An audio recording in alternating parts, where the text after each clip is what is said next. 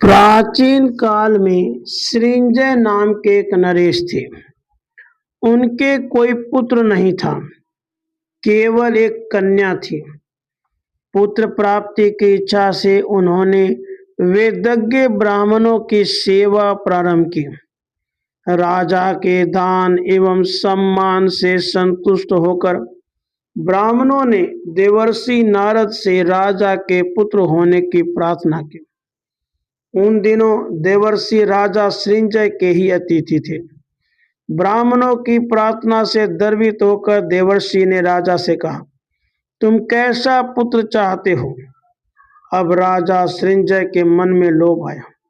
उन्होंने प्रार्थना की, आप मुझे ऐसा पुत्र होने का वरदान दे जो सुंदर हो, स्वस्थ हो, गुणवान हो तथा उसके मल मूत्र थूक कफ आदि स्वर्ण में हो। देवर्षि ने कुछ सोचकर एवमस्तु कह दिया। उनके वरदान के अनुसार राजा को थोड़े दिन में पुत्र प्राप्त हुआ।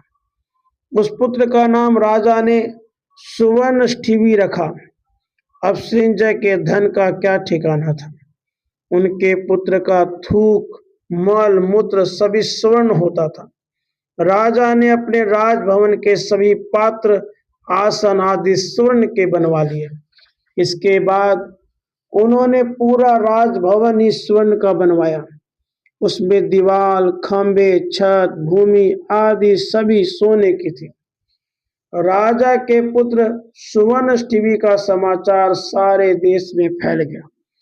दूर दूर से लोग उसे देखने आने लगे। डाकुओं ने भी यह समाचार पाया।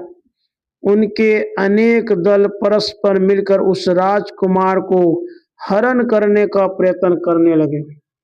अवसर पाकर एक रात दस्यु राजभवन में घुस आए और राजकुमार को उठा ले गए। वन में पहुंचने पर दस्युओं में विवाद हो गया। अत्यधिक समय तक राजकुमार को जीवित छिपाए रखना अत्यंत कठिन था।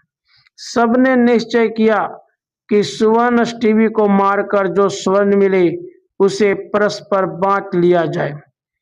उन निर्दय दस्युओं ने राजकुमार के टुकड़े कर डाले, किंतु उसके शरीर में उन्हें एक रत्ती भी सोना नहीं मिला। लोभ के वश होकर राजा सृंजय ने ऐसा पुत्र मांगा कि उसकी रक्षा अशक्य हो गई। पुत्र शोक सहन करना पड़ा उन्हें। लोभवश डाकुओं ने राजकुमार की हत्या की। केवल पाप भागे हुए वे और राजकोप के भाजन भी, लाभ कुछ उन्हें भी नहीं हुआ। राधे कृष्ण। राधे